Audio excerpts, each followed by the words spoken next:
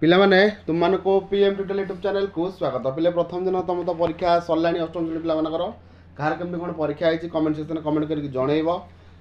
ପୂର୍ବରୁ ଗୋଟେ ଭିଡ଼ିଓ ମୁଁ କରିଛି ଗଣିତର, ଯଦି ସେ ଭିଡ଼ିଓଟି ଦେଖିନଥିବ ଦେଖିଦେବ। କାହିଁକିନା ଯେଉଁ ପାଟର୍ନର କୋଶ୍ଚିନ୍ ମୁଁ ତୁମମାନଙ୍କ ପାଇଁ ଅପଲୋଡ଼ କରିଛି ସେଇ ପାଟର୍ନ ହିଁ ଆସିବ, ବୁଝିପାରୁଛ। ତେଣୁକରି ଦ୍ୱିତୀୟ ଦିନର ଯେଉଁ ଦ୍ୱିତୀୟ ସବଜେକ୍ଟ ରହିଛି ଭୂଗୋଳ, ଭୂଗୋଳକୁ ଯିବା ଆଉ ଦେଖିବା ଭୂଗୋଳରେ କେମିତି କ'ଣ ପ୍ରଶ୍ନ ଆସିବା ଯାଉଛି, ମାନେ କେଉଁ ପାଟର୍ନର ପ୍ରଶ୍ନ ଆସିବାକୁ ଯାଉଛି। ଠିକ୍ ଅଛି ପିଲେ, ଆସ ଯିବା ପ୍ରଶ୍ନପତ୍ରକୁ। ପିଲାମାନେ କାଲି ଭୂଗୋଳରେ ତୁମର 50 ମାର୍କର ପ୍ରଶ୍ନ ଆସିବ, ସମୟ ଥିବ 1 ଘଣ୍ଟା 30 ମିନିଟ୍। 1 ଘଣ୍ଟା 30 ମିନିଟ୍ରେ 50 ମାର୍କର ପ୍ରଶ୍ନର ଉତ୍ତର ଦେବା ପାଇଁ ଚେଷ୍ଟା କରିବ।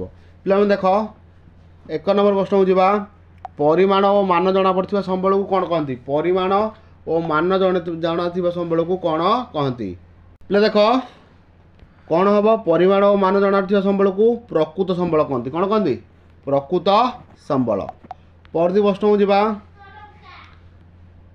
ନିମ୍ନୋକ୍ତ କେଉଁ ବୈଶିଷ୍ଟ୍ୟ ପାଇଁ ଦ୍ରବ୍ୟ ଓ ସେବା ସମ୍ବଳର ପଦବାଚ୍ୟ ହୋଇଥାଏ? ପିଲା ଦେଖ 2 ନମ୍ବର ପ୍ରଶ୍ନ ସଠିକ୍ ଉତ୍ତର ହେଉଛି ଉପଯୋଗିତା। କ'ଣ କହିଲି? ଉପଯୋଗିତା ହେଉଛି ଦ୍ରବ୍ୟ ଓ ସେବା ସମ୍ବଳର ପଦବାଚ୍ୟ। ନେକ୍ସଟକୁ ଯିବା। ରାଉରକେଲା ଇସ୍ପାତ କାରଖାନା ଏକ ମାନବକୃତ ସମ୍ବଳ, କାରଣ କାହିଁକି? ତା ମନୁଷ୍ୟର ଜ୍ଞାନ କୌଶଳ ଦ୍ୱାରା ନିର୍ମିତ ହୋଇଥିବାରୁ। କ'ଣ ପିଲା? ରାଉରକେଲା ଇସ୍ପାତ କାରଖାନାଟା କ'ଣ ମନୁଷ୍ୟର ଜ୍ଞାନ କୌଶଳ ଦ୍ୱାରା ନିର୍ମିତ ହୋଇଥିବାରୁ ସେଇଟା ଗୋଟେ ମାନବ ସମ୍ବଳ ବା ମାନବକୃତ ସମ୍ବଳ। ବୁଝିଲା? 3 ନମ୍ବର ଗ ହେଉଛି ସଠିକ୍ ଉତ୍ତର। ପିଲା ଦେଖ ଏଇ ଟାଇପ୍ର କୋଶ୍ଚିନ୍ ଆସିବ। ନେକ୍ସଟକୁ ଯିବା। ପ୍ରଶ୍ନ ପିଲା ଯିବା ଦେଖ 4 ନମ୍ବର ପ୍ରଶ୍ନ। ମଫସଲ ଅଞ୍ଚଳରେ ବାୟୋଗ୍ୟାସ ଲୋକମାନଙ୍କ ଦ୍ୱାରା ଅଧିକ ଆଦୃତ ହେଉଛି, କାରଣ କ'ଣ? ପିଲେ କ'ଣ କାରଣ? ନା ଏହାର ବର୍ଜ୍ୟବସ୍ତୁ କୃଷି କ୍ଷେତ୍ରରେ ଖତ ରୂପେ ବ୍ୟବହୃତ ହୋଇଥିବାରୁ। କ'ଣ କ'ଣ କହିଲେ ପିଲେ? ନା ଏହାର ବର୍ଜ୍ୟବସ୍ତୁ ଯେଉଁଟାକି ରହିଛି ଅପସନ୍ ଘ ଦେଖ, ଏହାର ବର୍ଜ୍ୟବସ୍ତୁ କୃଷି କ୍ଷେତ୍ରରେ ଖତ ରୂପେ ବହୁଳ ପରିମାଣରେ ବ୍ୟବହୃତ ହୋଇଥିବାରୁ। ନେକ୍ସଟକୁ ଯିବା। ଉଚ୍ଚତା ଦୃଷ୍ଟିରୁ ଭୂଭାଗକୁ 3 ଭାଗରେ ବିଭକ୍ତ କରାଯାଇଛି। ନିମ୍ନୋକ୍ତ କେଉଁ ଉକ୍ତିଟି ସେହି 3 ଭାଗ ଅନ୍ତର୍ଗତ ନୁହେଁ? ଦେଖ, ସର୍ବାଧିକ ଉଚ୍ଚତା ବିଶିଷ୍ଟ ଗିରିଶୃଙ୍ଗ। କେଉଁଟା ପିଲେ? ସର୍ବାଧିକ ଉଚ୍ଚତା ବିଶିଷ୍ଟ ଗିରିଶୃଙ୍ଗ, ଯେଉଁ ଏଇଟା ଆମର ବିବାହୀକରଣରେ ନାହିଁ। ସରିଲା। ନେକ୍ସଟକୁ ଯିବା। ଦେଖ ପିଲେ 6 ନମ୍ବର ରହିଛି କ'ଣ? କୋଡ଼ ବ୍ୟବହାର କରି ଠିକ୍ ଉତ୍ତରଟି ବାଛ। ଏ ହେଉଛି କପା। ପିଲେ କପାରୁ କ'ଣ ହୁଏ? କପାରୁ କ'ଣ ହୁଏ? ପୋଷାକ। କପାରୁ କ'ଣ ହେବ ପିଲେ? ପୋଷାକ। ତେଣୁ କପା ସିଧାରେ ଗାର ଦେଇକି ଲେଖିବ ପୋଷାକ। ବୁଝିପାରିଲ ପିଲେ? ତାପରେ ଦେଖ ମାଟି। ମାଟିଟା କ'ଣ ହେବ ପିଲେ? ଦେଖ ମାଟିରୁ କ'ଣ ତିଆରି ହେବ? କଣ୍ଢେଇ। ମାଟିରୁ କ'ଣ ତିଆରି ହେବ? କଣ୍ଢେଇ। ମାଟି କଣ୍ଢେଇ। କଫିଟା ପିଲେ କ'ଣ? ନା କଫିଟା ହେଉଛି ଗୋଟେ ପାନୀୟ ଜିନିଷ। କଫି ପାନୀୟ। ତାହେଲେ ଝୋଟ କ'ଣ ପିଲେ? ନା ଝୋଟରୁ ମଧ୍ୟ କ'ଣ ତିଆରି ହୋଇପାରିବ? ବସ୍ତ୍ର ତିଆରି ହୋଇପାରିବ। ଝୋଟରୁ ମଧ୍ୟ ବସ୍ତ୍ର ତିଆରି ହୋଇପାରିବ। ସରିଲା ପିଲାମାନେ, ସ୍ତମ୍ଭ ମିଳନ ପରୀକ୍ଷାରେ ଆସିବ, ତେଣୁ ଯେତେ ପ୍ରକାର ସ୍ତମ୍ଭ ମିଳନ ଅଛି ସବୁଥିରେ ଅଭ୍ୟାସ କରିକି ଯିବ। ନେକ୍ସଟକୁ ଯିବା। ଦେଖ 7 ନମ୍ବର ପ୍ରଶ୍ନ। ମୂର୍ତ୍ତିକାର ବହଳତାକୁ କେଉଁ ନିୟମଟି ପ୍ରଭାବିତ କରେ? ଦେଖ ପିଲେ କେଉଁଟା ପ୍ରଭାବିତ କରେ?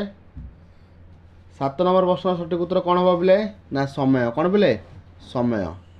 ବୁଝିହେଉଛି? ମୂର୍ତ୍ତିକାଟା ମାଟିଟା ବହଳା ହେବା ପାଇଁକି ହେଲେ କ'ଣ ଦରକାର? ନା ଅଧିକା ସମୟ ଦରକାର। ବୁଝିହେଉଛି? ନେକ୍ସଟକୁ ଯିବା। ପ୍ରଦତ୍ତ ଭାରତ ମାନଚିତ୍ରରେ ଡ୍ୟାସ୍ ଚିହ୍ନିତ ଅଂଶଟି କେଉଁ ପ୍ରକାର ମୂର୍ତ୍ତିକା? ପିଲେ ଦେଖ ଯେଉଁ ସବୁ ଦାଗ ଦିଆଯାଇଛି ଦେଖିପାରୁଛ ଟି? এইଭଳିଆ ଯେଉଁ ଦାଗ ସ୍କୋୟାର ସ୍କୋୟାର ଦାଗ ଯେଉଁ ଦିଆହେଇଛି, এইଭଳିଆ ଦାଗ ଦେଖ ପିଲେ, ଏଇ ଯେଉଁ ଦାଗ ଦିଆହେଇଛି, ଏଇ ଦାଗ ଯେଉଁ ଦିଆହେଇଛି ଏଇଟା କେଉଁ ମୂର୍ତ୍ତିକା? କେଉଁ ପ୍ରକାର ମୂର୍ତ୍ତିକା ପିଲେ? ପଟ୍ଟୁ ମୂର୍ତ୍ତିକା। କ'ଣ ପିଲେ? ପଟ୍ଟୁ ମୂର୍ତ୍ତିକା। ଏଇ ଦିଗ ଯେଉଁ ଦେଖୁଛ ଟି, ଗଙ୍ଗା ତ୍ରିକୋଣଭୂମି ଏଇଟା ଆମର ଏତିକ ଏଥିରେ ଅଛି, ଏତିକର ଅଛି, ଏସବୁ ପଟ୍ଟୁ ମୂର୍ତ୍ତି। ଏରା ସବୁ କ'ଣ? ପଟ୍ଟୁ ମୂର୍ତ୍ତିକା। କାହିଁକି ନା ନଦୀ, ଏ ଯେଉଁ ଗଙ୍ଗା ନଦୀ ଆସିଲା, ଗଙ୍ଗା ନଦୀ ମାନଙ୍କ ଦ୍ୱାରା ଆନିତ ପଟ୍ଟୁ ମାଟିରେ ସେ ମୂର୍ତ୍ତିକାଟା ଗଠିତ। ବୁଝିହେଉଛି? ଏ ଅଞ୍ଚଳଟା କହିଲି, ଅଲଗା ଜାଗାରେ ମଧ୍ୟ ସବୁ ସେଇଆ, ଭିନ୍ନ ଭିନ୍ନ ନଦୀମାନଙ୍କ ଦ୍ୱାରା ଆନିତ ପଟ୍ଟୁ ମାଟି ଦ୍ୱାରା ସେ ମୂର୍ତ୍ତିକାଟା ଗଠିତ, ସେଥିପାଇଁ ସେଟା ସବୁ ପଟ୍ଟୁ ମୂର୍ତ୍ତିକା। ନେକ୍ସଟକୁ ଯିବା। ବୁଝିପାରିଲ? 9 ନମ୍ବର ଯିବା। ସୃଷ୍ଟି ଦୃଷ୍ଟିରୁ ଖଣିଜକୁ କେତେ ଭାଗରେ ବିଭକ୍ତ କରାଯାଇଛି? ସେଗୁଡ଼ିକ ଉଦାହରଣ ସହ ନାମ ଲେଖ। ଦେଖ ସୃଷ୍ଟି ଦୃଷ୍ଟିରୁ ଖଣିଜକୁ 2 ଭାଗରେ ବିଭକ୍ତ କରାଯାଇଛି, ଯଥା ଜୈବ ଖଣିଜ ଆଉ ଗୋଟେ ହେଉଛି ଅଜୈବ ଖଣିଜ। ଗୋଟେ ହେଉଛି କ'ଣ? ଜୈବ ଖଣିଜ, ଗୋଟେ ହେଉଛି ଅଜୈବ ଖଣିଜ। 4 ମାର୍କିଆ ପ୍ରଶ୍ନ ପଡ଼ୁଛି, ଏମିତି କେବଳ କରିବ। तापर जीवा